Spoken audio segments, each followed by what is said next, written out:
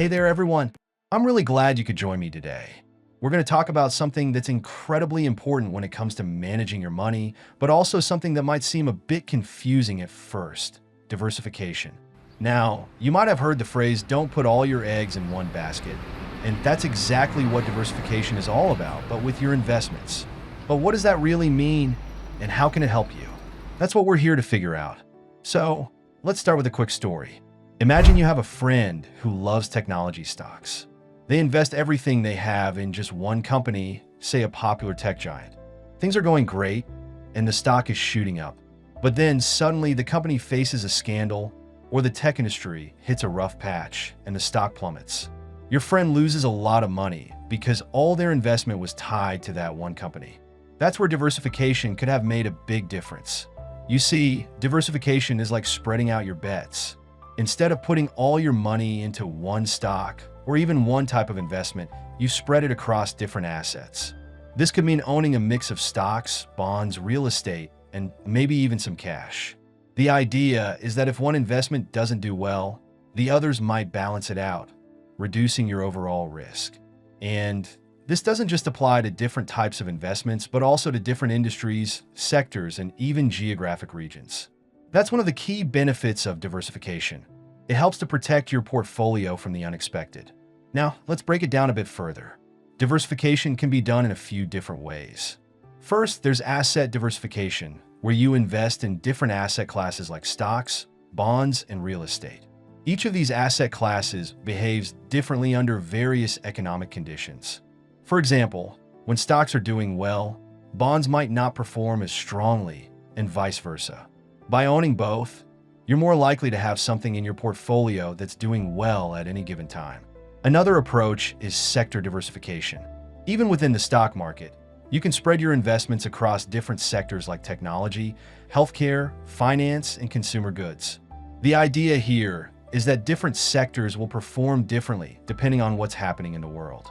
For instance, during a health crisis, healthcare stocks might surge while other sectors struggle.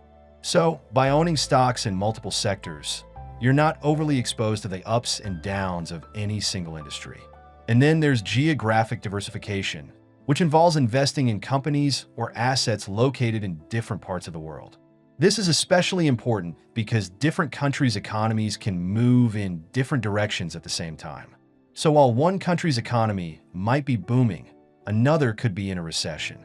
By spreading your investments globally, you're not putting all your faith in just one country's economy. Now, you might be thinking, this sounds great, but isn't it complicated? It can be, but it doesn't have to be. One of the easiest ways to diversify is through mutual funds or exchange-traded funds, commonly known as ETFs. These are investment vehicles that pool money from many investors to buy a diversified mix of stocks, bonds, or other assets. When you invest in a mutual fund or an ETF, you're automatically getting a slice of many different investments, which gives you instant diversification without having to buy each investment individually. Also, I want to touch on a common misconception. Some people think that simply owning a lot of different stocks means they're diversified, but that's not necessarily true.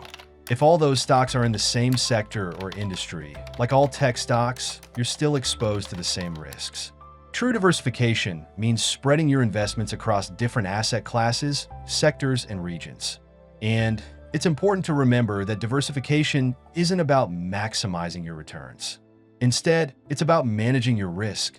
By reducing the impact that any one bad investment can have on your overall portfolio, you're giving yourself a better chance of achieving more stable, consistent returns over the long term.